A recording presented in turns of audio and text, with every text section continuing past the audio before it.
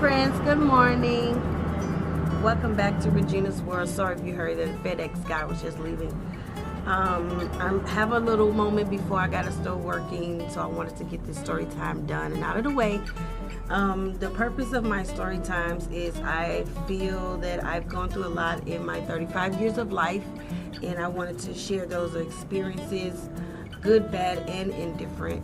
And I want to be as transparent as possible as the things that I've experienced and gone through. And I want you guys to get to know me a whole lot better as my audience grows. You guys can ask me anything. If anything that you want to know in a story time, I will gladly answer. I actually enjoy these to vent and get these things out in the open and talk about it, and and leave it there after I'm done talking about it, So today's story time. So before I go into my story time, I want to thank all my subscribers, future subscribers who find me on YouTube and want to be a part of the family. Thank you. My current subscribers, thank you. And don't forget to like, comment, share, and subscribe so you guys can enjoy my content, my weekly content, and my weekend content, really, and my story times, and my review for the Married at First Sight. That's the only TV show that I review. Anyway, on to my story time. So the story time is today is going to be about what it was like not being able to have sex with my now husband for about 3 years. I'm gonna try to make this as short as possible because I gotta clock in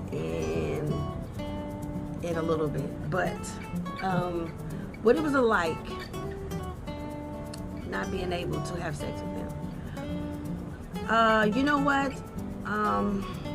It was very difficult because as you know in the past, I opened up and let you guys know that my husband has bipolar disorder, and that is one of the hardest things to deal with outside of, mental illness is a hard thing to deal with. And it takes somebody strong to deal with someone who has bipolar. It took him years to accept that he needed extra help because he just would not accept that he needed Viagra. He would not accept it. So he would do anything in the world to,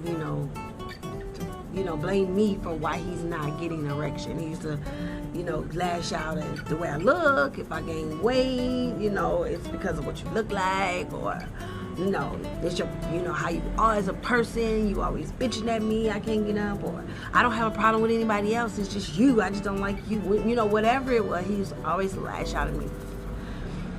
I never really took it serious because I didn't believe anything that he's saying. I was like, if it's me, then tell me what it is. What is it about me that can't get you up? Because no one else has a problem with getting up, you know what I mean?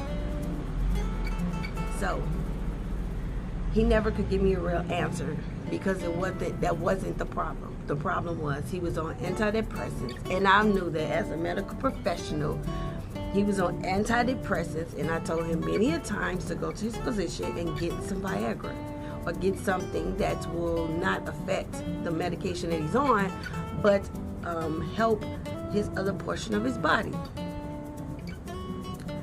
And I went to the doctor with him one time, and the doctor wanted to do all these tests first before anything happened. So for years, nothing even took place. So he was in denial for a very long time. And he used to give me oral sex. And I love oral sex. But after so many times of oral sex, I began to realize I don't want oral sex anymore. Even though, I get to the promised land. I get where I need to be in oral sex.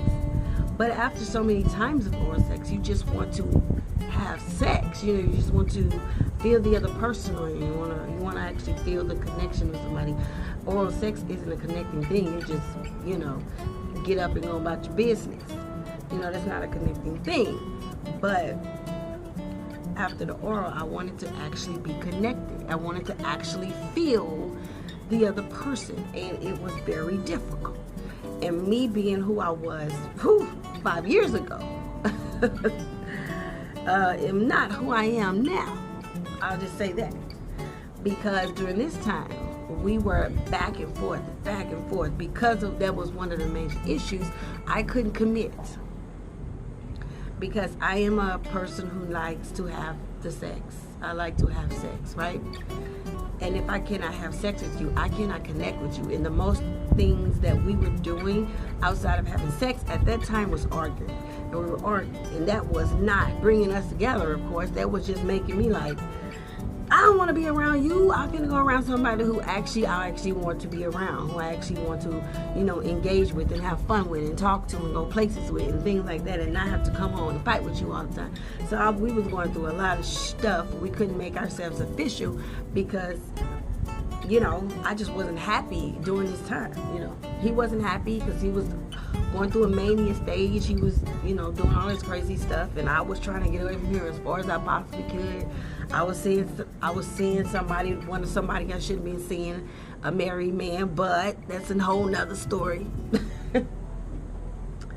And that person had me like, my mind was in a whole nother atmosphere dealing with him.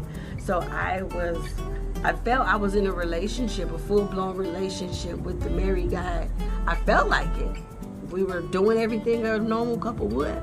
So in my mind, I was in a relationship with this man, and then sexually with that man, it was amazing. It was perfect. So I didn't really want anybody else sexually outside of him. I didn't need anybody else. All my needs were being fulfilled by him, and everything else outside of, I'm sharing him with another woman, but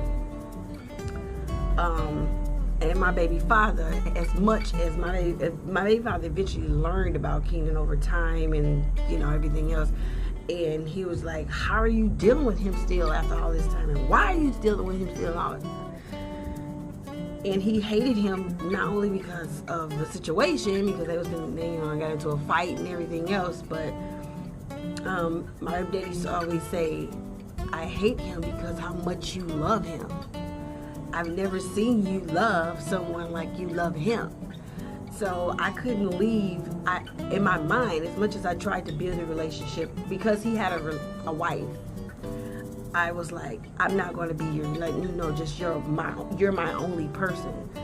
So the only, this is true story. The only person that he wouldn't really affect my actual life was my baby father. So that's kind of how me and my baby father even actually started being back together in a sense, because anybody else I was dating at that time, he would ruin it. The married guy would come to the restaurant I was at and drag me out of there. He would call the person on the phone. You better leave her alone. Don't you ever call her on the phone? She's taking it.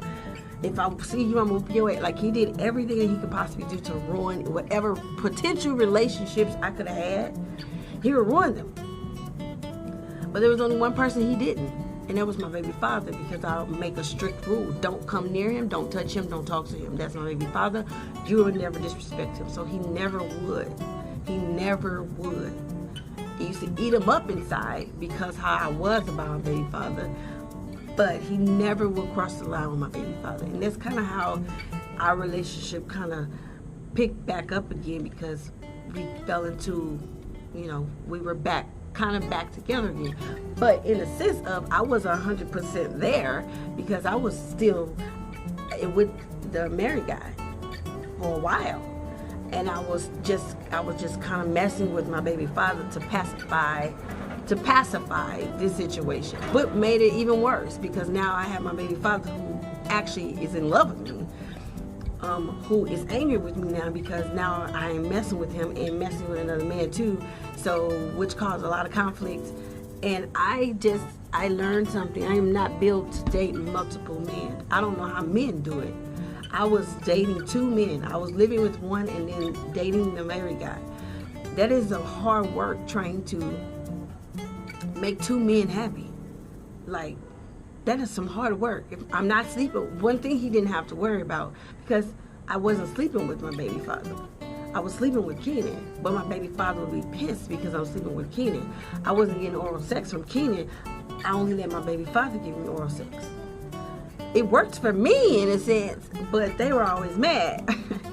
But I was like, Keena, you can't be mad because you have a wife. You know, you do the same thing with your wife. Baby father, you can't be mad because I can't do shit with you.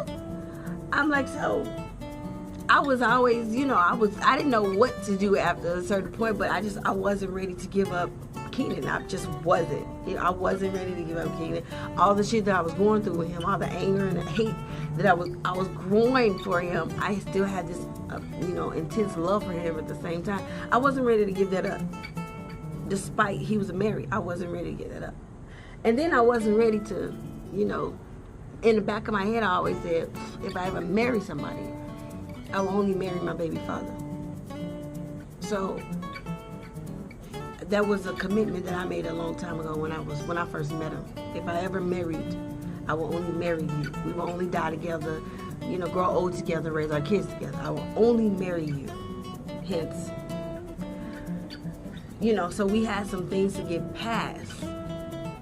And I saw him broken. You know, I broke him down for a while because he felt insecure. He felt like, you know, why can't you just be with me?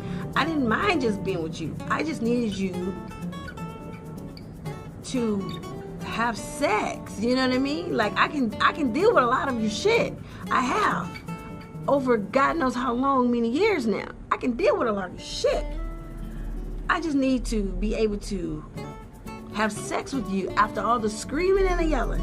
After all the I hate you and throwing shit across the room. Can I have sex with you at night? That was the big issue between us for a very, very long time. And it was very hard to deal with. And I lost my, you know, my attraction to my baby father. I lost all of it. He never lost it for me. I lost all of that for him because, you know, I was dating other people over the years. You know, I fell in love with other people. I lost my attraction for him. So my love for him was always there because of who he was. I just wasn't in love anymore. But none of that left for him, for me. You know, so I had to rebuild all of that kind of stuff. So all of that, the anger, we had to go to counseling after a while, which I recommend going to couples counseling. We had to go to counseling for a while to actually figure out, you know, is marriage a good thing? Can we actually make this work? You know, things like that. We had to actually get actual help, counseling, talking to people, talking to family members to figure out what works for us as a couple, you know what I mean? Past all of the sex stuff. After a certain point, we decided to get back together. Sex was still an issue.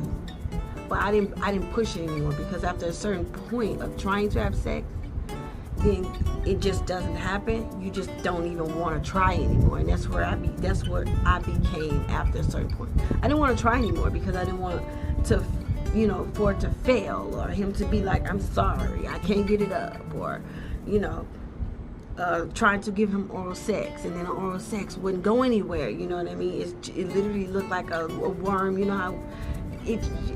Imagine in your mind if you ever had, you know, sucked a soft penis, you know what it's like, but a penis that never gets hard and stays soft. I don't like that. It made me just really gag, and I don't even gag when I'm sucking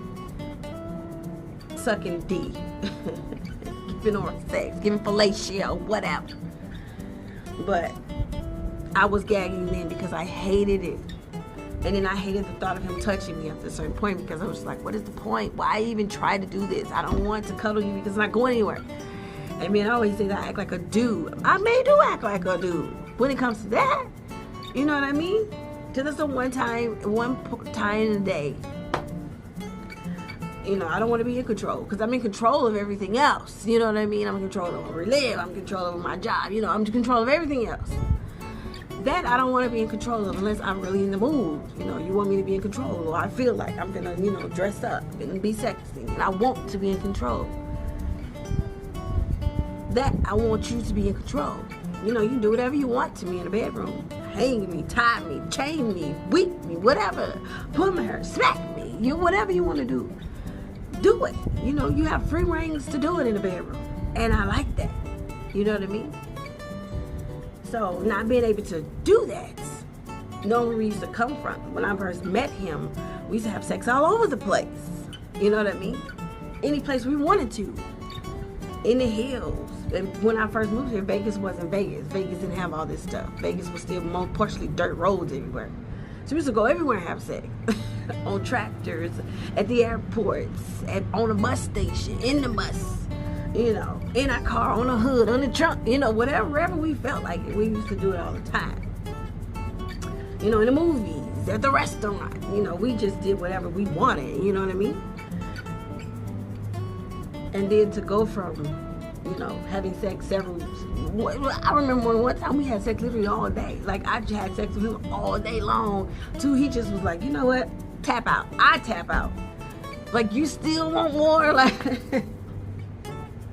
I digress. But you get the point. You go from that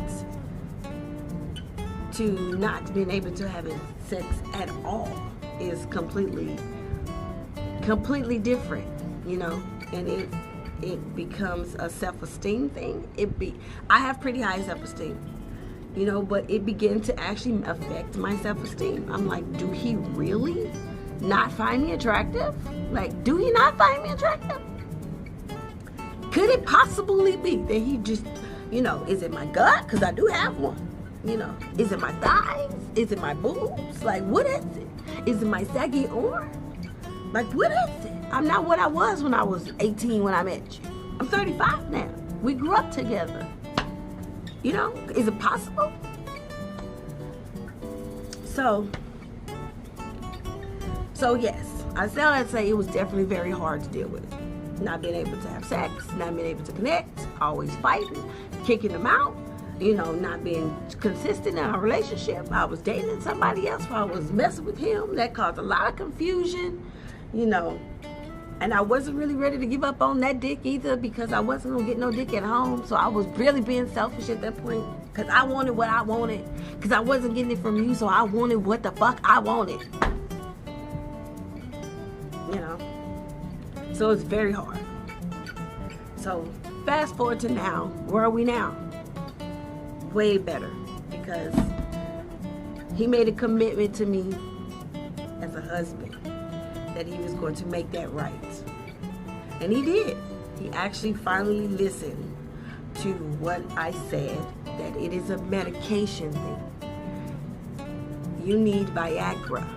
You cannot go natural anymore. Maybe it is a part of your age as well. Some 40-year-olds don't have no problem. But you are the one lucky few 40-year-old men who have a problem with erectile dysfunction. So you have to get extra help. So now you have sildenafil that comes in the mail, 3-month supply from the hims.com network. hims.com. It's like an online pharmacy or whatever. And they work like a charm. So we used to use like ecstasy, right? But ecstasy in men, it can be like a depressant also. So luck of the draw when it came to him. It get him feeling like I want him to feel, but it can also be a disappointment in the bedroom. And that's as frustrated as it can be when you are on ecstasy. The female who wants to be poked during this time, and the guy who's on ecstasy who cannot get his dick up. That is the worst feeling in the world. So when sildenafil came in the mail and he tried it for the first time, it was like heaven gates opened up. It was like, ah, because he got all of the feelings that ecstasy gives you. Can't keep your hand off of you, want to rub and touch, but he has a hard penis in the process. A penis that lasts however long he wanted to last, until I freaking say, I'm done, can you come now? And then he comes, and then I'm so I have no more complaints in that department at all. So our sex life is pretty much back on track. The only difference is, it's like we have to schedule it now. We have to sneak it. We have to, find creative ways to do it. When our kids was this little, it was easy to put them in front of a TV and go in the room and have sex. Now our kids are teenagers. You can't, yell and have the freedom that you want to because they know you and they're having sex. My youngest always running this. Just like last night. We had sex last night. And he just came in here last night. Luckily, we had just got done finished. My baby father was like standing up. My son just walks in. And my baby daddy grabbed the towel. And he was like, I just got out the shower. And my son was like, oh my God, Dad, put on some clothes. Like, it's like we have to schedule it and keep it silent and keep it private. So my kids are going with their auntie for the next couple of weeks to school start. So this weekend, turn up time.